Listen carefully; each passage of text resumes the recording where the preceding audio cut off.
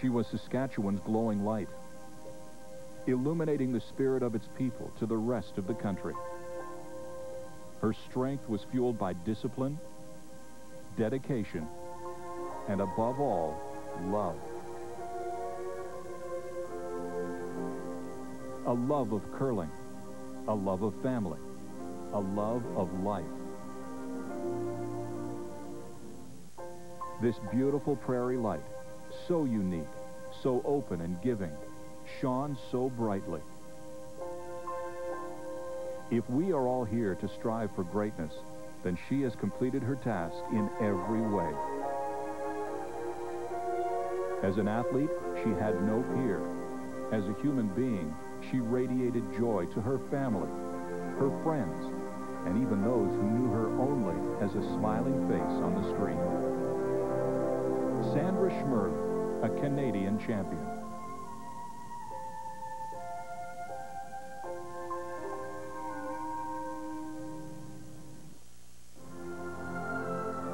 Over the next 30 minutes, we'll meet one of our most successful and beloved sporting heroes, Sandra Schmirler, who passed away a week ago. She rose from small-town Saskatchewan to become one of the greatest curlers this country has ever seen. Along the way, we'll tell you how she achieved something more important. In this day of spoiled millionaires charging 8-year-olds $5 for an autograph, she was a breath of fresh air. Someone you knew would always do the right thing. Someone you could see being your friend. I'll just remember this whole package of a person. It was just a warm, ordinary girl that could attract so much of people's attention and just be so much fun to be around, and I'm going to really miss that.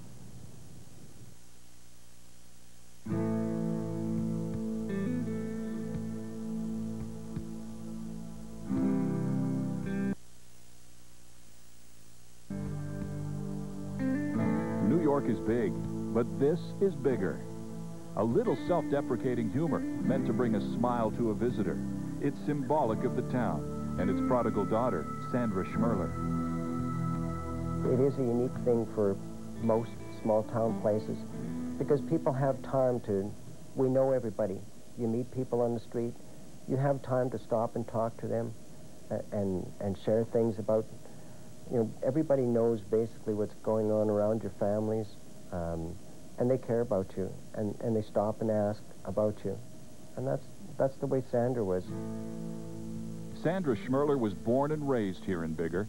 She was an excellent athlete, showing her potential at many sports, especially curling. And I think she was a great curler the minute she stepped on the ice. The minute she took to curling, she was a good curler. Sandra was always consistent. And I think we knew even back then that she was destined for greatness. Complementing her raw physical talents was an inquiring mind. My earliest memories of her was just this bright, enthusiastic girl that just give me information, just, you know, teach me, you know, give me the stuff and let me learn, you know, and just full of enthusiasm and just didn't matter what. Didn't matter if it was a phys ed class, whether it was a in-class English or math or whatever, and just give me the information so that I can apply things. Sandra first rose to curling prominence nearly 20 years ago as third for the Biggar High School team that won the 1981 provincial championships. After high school, it was on to Saskatoon and the University of Saskatchewan. There she kept curling, and after graduation, made her first appearance at the Scott Tournament of Hearts. She played third for Kathy Fallman and attracted the attention of at least one first-time observer. Even then, you noticed she was a very, very attractive lady. And she impressed a lot of people with that smile even then. It was magnetic, and you automatically gravitated to this third for Saskatchewan. Saskatchewan finished 7-4 and was eliminated in a tiebreaker. But the experience was invaluable for Sandra and the second, Jan Betker. 2 years later, the duo would leave the Fallman rink and go on to form the greatest team in the history of women's curling.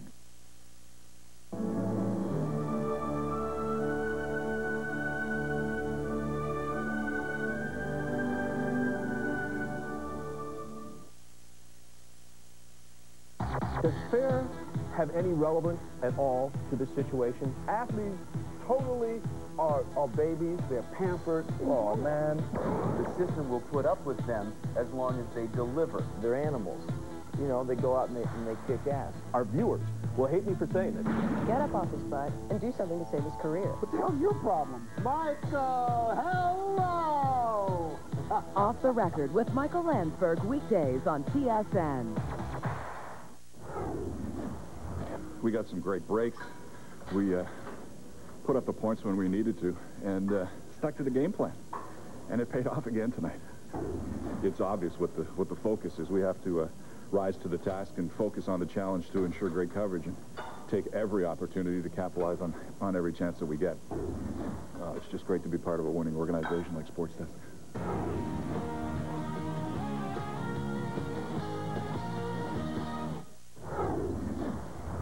I don't know.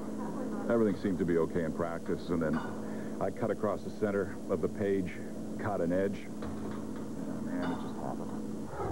The sports desk doctors say it's really not a deep paper cut, and I should be back in the lineup real soon. It's something that you have to be prepared for, both physically, mentally, and emotionally, and I really think that I'm learning from this experience.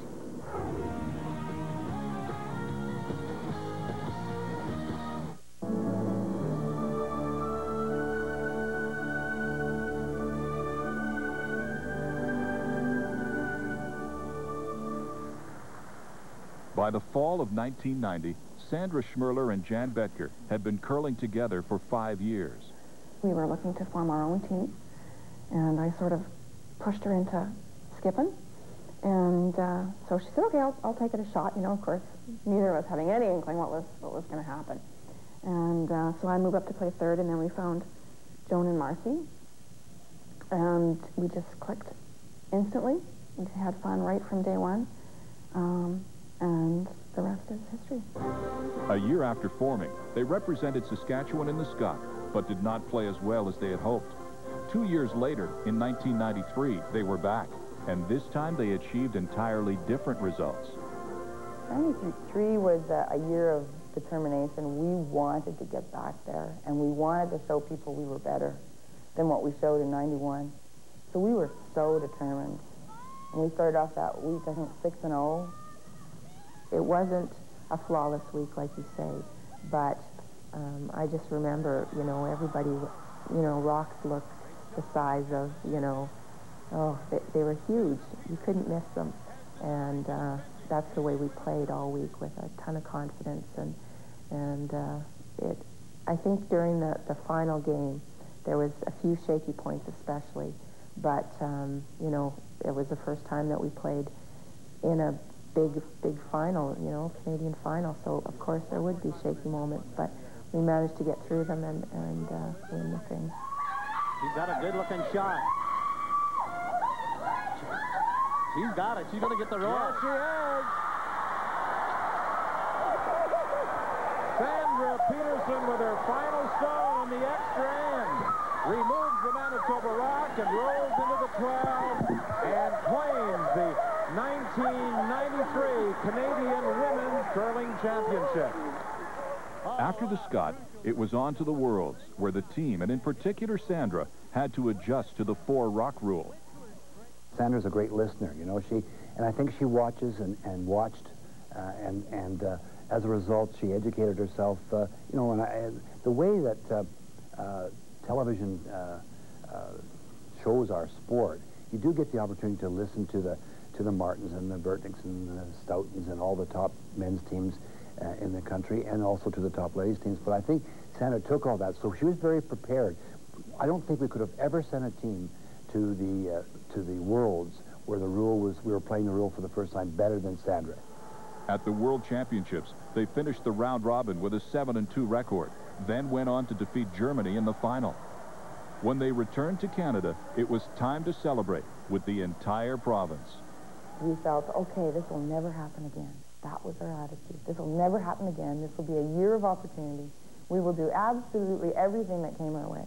So every request and every small town banquet and every charity we did, because it'll never happen again. So we traveled all over Saskatchewan, we traveled all over Canada, we traveled to Europe. We just gave everything for that year. And then it turned out we went into the Scott in '94 and said, you know, this is not the end, this is a new beginning. And a successful new beginning it was. Behind more stellar play from all four positions, Sandra led her foursome to another Canadian and world title. When they win your championship, then you come back and you win it again as Team Canada. We know how difficult that is. And everybody comes gunning for you. And somewhere along the line you stumble. But they had this great desire to win. We've seen curlers who have suddenly just said, I've had enough. They never seemed to have enough. This competitiveness, this desire to win, all four of them, not just 3 or 2, all 4 hated to lose, always wanted to win, and it showed on the ice. If you were going to scout this team, the Sandra Schmirler team, say you were a coach in Europe and you wanted to play well against them, well, you'd look for some holes. No, you wouldn't find any. Because if you were picking an all-star team, you'd pick Marcia Gooderite at lead, Joan McCusker at second, Jan Becker at third, and Sandra Schmirler at skip. That's how good they were. Success on the ice meant notoriety off, and the small-town girl was now a national celebrity. 5 Canadian women, all world champions. Makes you wonder what the guys are drinking, doesn't it? Oh, yes. It's definitely changed my life over the last 2 years. I can't imagine what I did with my time before we won this thing. We've just been so busy with requests and appearances, and one of the biggest things that it's done for me personally is I've realized that I can actually speak in public. Someone has to do it from our team, and I'm usually the one that they point to. She was a fan favorite from the beginning.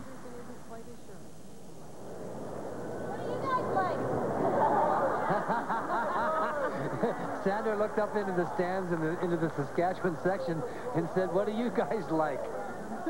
And of course, she always accommodated the media. Or just how you got started, or why people should go to your curling club, whatever. Just hang on to you, Eddie. No more. Anytime on that? I got started curling in bigger Saskatchewan, where there isn't a whole lot else to do. I couldn't play hockey. Yeah, that's good. How long is this? Like, not very 10, long. 15 seconds. Okay. Anytime. I got started playing when I was in bigger Canada because there wasn't anything else to do. I couldn't play hockey because I didn't have the equipment, and I just got into curling, and I love it. I just love the people you meet when you play. Excellent. Okay. Yep. Just do one more slightly different angle. Same thing? Same kind of thing. I got curling... Blah, blah. I got started curling when I was in bigger... Sandra's professionalism and friendly persona were apparent in all aspects of her life. Her first job after university was at the Southeast Leisure Center in Regina. She worked there for 10 years, eventually rising to the level of supervisor.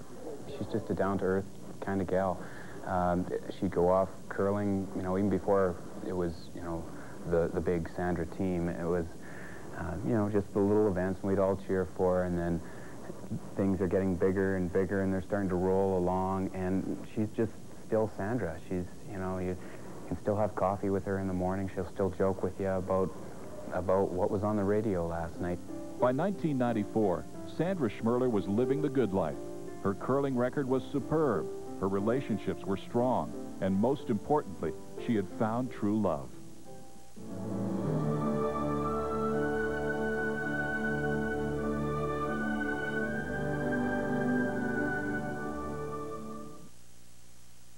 Right now, her world is about playing and pretending. She doesn't know what breast cancer is. But this little girl could grow up to be one of thousands of Canadian women who get breast cancer. She could even die from it. Or she could know a life where breast cancer is a thing of the past. For as little as $10, you can help us to eliminate breast cancer. Please call and give to the Canadian Breast Cancer Foundation. Together, we'll find the cure.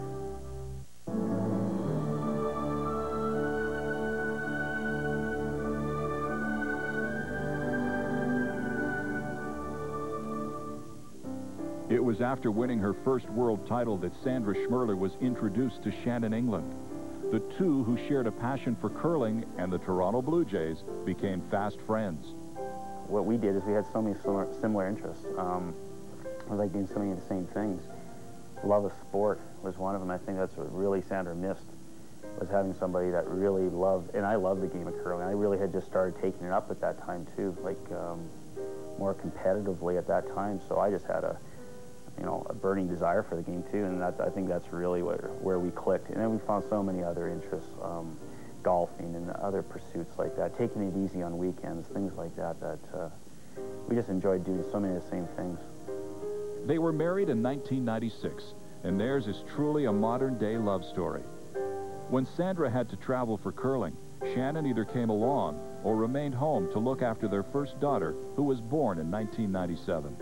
It was hard not to go, actually, when we had Sarah, because when they went to Bern, I stayed back with Sarah and that. So that was hard not being there for her, because all the other tournaments that she was in, I was there, and she liked having me there. It was nice to have that support there. So it was a little tough not going to Bern that time. So it was never hard for her to go. I never felt jealous or why do I have to stay back or anything like that. It was, she loved the game. Janice Becker and skip Sandra Schmirler.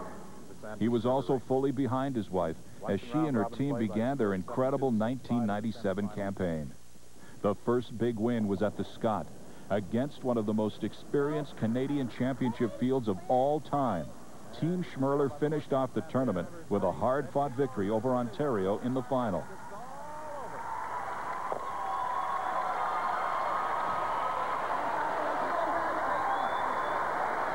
So for the third time, this rink has won the Canadian Women's Championship. Their third Canadian championship was followed up with a third world title.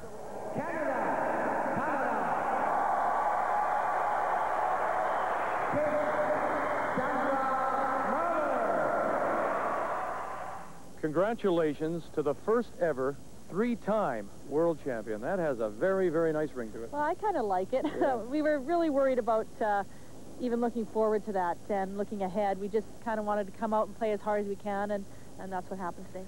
The next stop was the Olympic trials.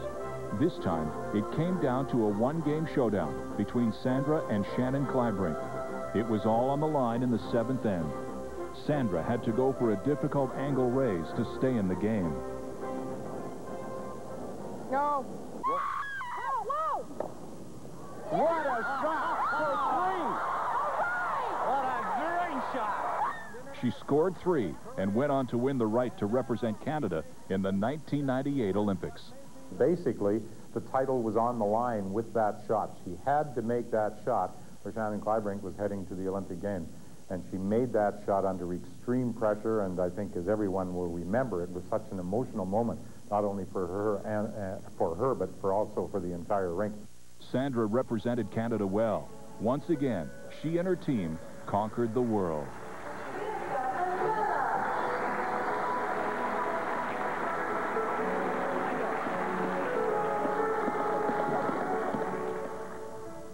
They are the reigning world champions, and now they can call themselves Olympic gold medalists. Sandra, can you tell me how you all feel about this tremendous accomplishment? Well, I think there's a lot of relief. We came in with high expectations from the team this week, and we performed to what we thought we could do. We wanted to come here and make as many shots as we could, play as well as we could, and hopefully that would put us in the gold medal game. We had a great game today, and it worked in our favor. The Olympics would be the last major win for the foursome. It had been an incredible run. But now, curling was no longer the most important thing in Sandra's life. She knew what her priorities were, was her family. She loved the game, but that shifted, I think, and that just, that made everything for Sandra. When we had Sarah, that was, that, I think Sandra, well, I know she was never happier when we were able to have a child. And that was her prime focus. Sandra would go on to work for the CBC as a curling commentator, and once again, she became a popular member of a team. What do you think of the matchup here today? She was a great co-worker. I mean, we had a lot of fun on air, we had a lot of fun off air, and she was very pleased to be on the telecast because she loved the game of curling so much. And, you know, she said to me that many times that, you know, I would do this for nothing because I really enjoy curling. Her last public appearance was last month as a special guest at the Canadian Junior Championships.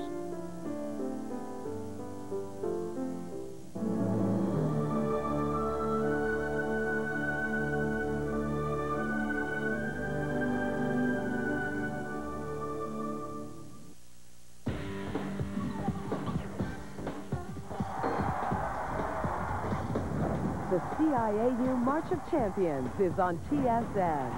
All eyes are on the very best of Canadian university athletic competition.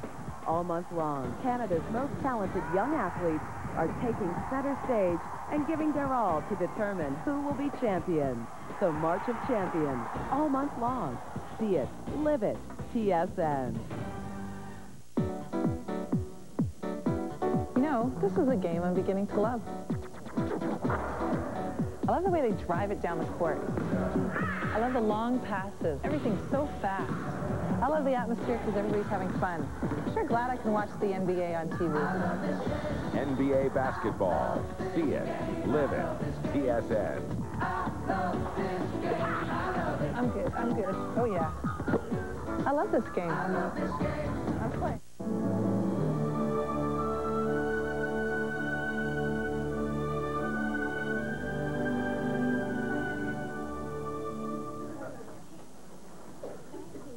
When Sandra Schmirler went public with her battle with cancer, it created an overwhelming barrage of support.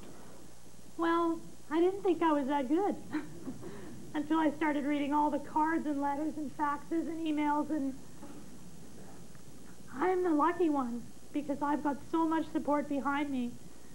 It would be very difficult to go through something like this without all that support. I feel very blessed to have that support behind me. Now when the news of her passing came, there was another wave. This time it came in the form of a tide of memories. Family, friends, and fans all had fond recollections of the girl from Biggar. She was more than just a curler. She was a friend to all those viewers, and that's very true with us as well. We had the chance to listen to her, and she was warm, but she had that little killer instinct. She knew when to put you away. And I've never met a champion yet that didn't have that inside them. And she certainly had it. But when she left the ice, and then she became just Sandra, the nice person, the nice mom, the nice wife. When you reflect back on her career and what she has accomplished and how I think the entire nation fell in love with her, the way she conducted herself.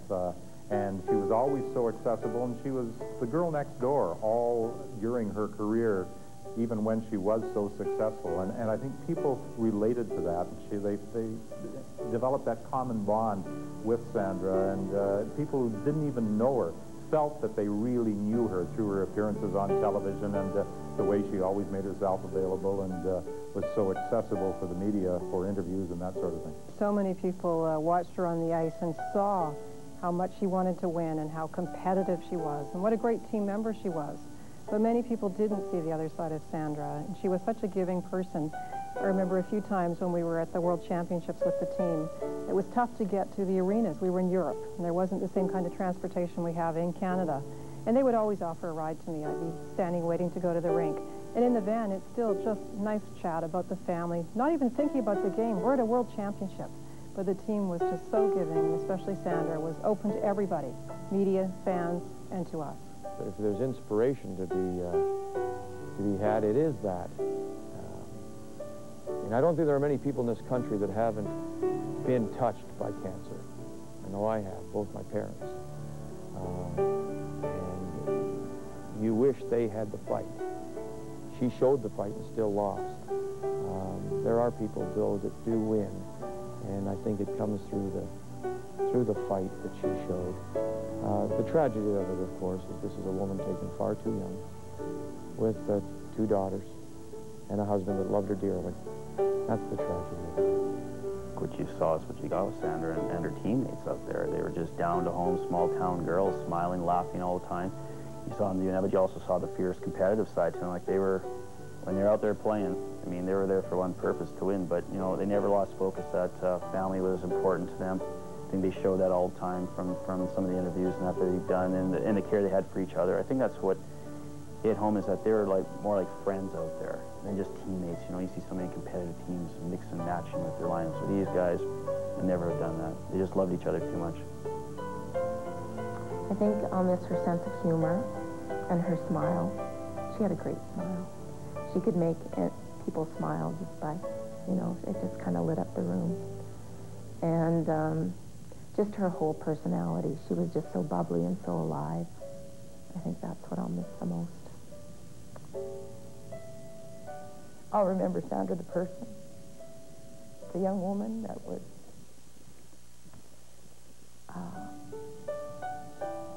such a good mom, that was such a loyal friend, that was so much fun to be around, that had such a great sense of humor. Well, you know, I think part of the reason that she was so well liked was that what you saw on TV was what she was like away from TV, and how she was playing a game or doing an interview or doing her broadcast for CBC or whatever. That was Sandra. And I think people really fell in love with her, that she was so natural and she was so personable and she loved to have fun and she was very kind and caring, compassionate. And that's who she was.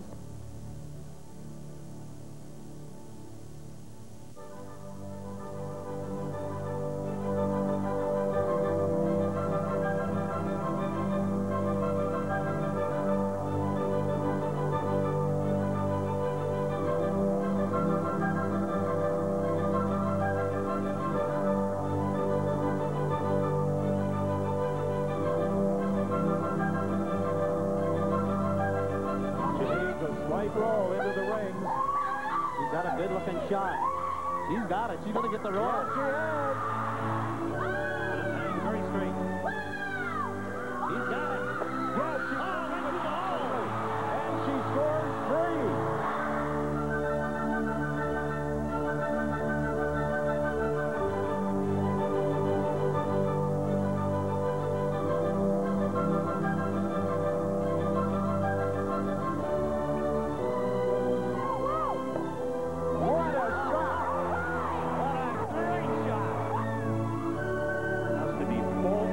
To win. She's going to stop in time. Yes, it does. Sandra Schmirler has won it.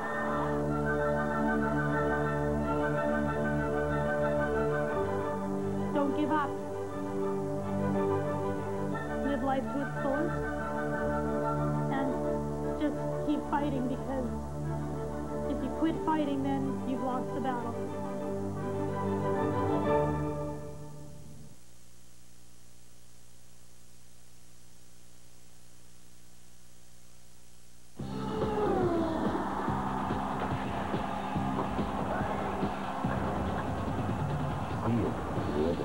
TSN.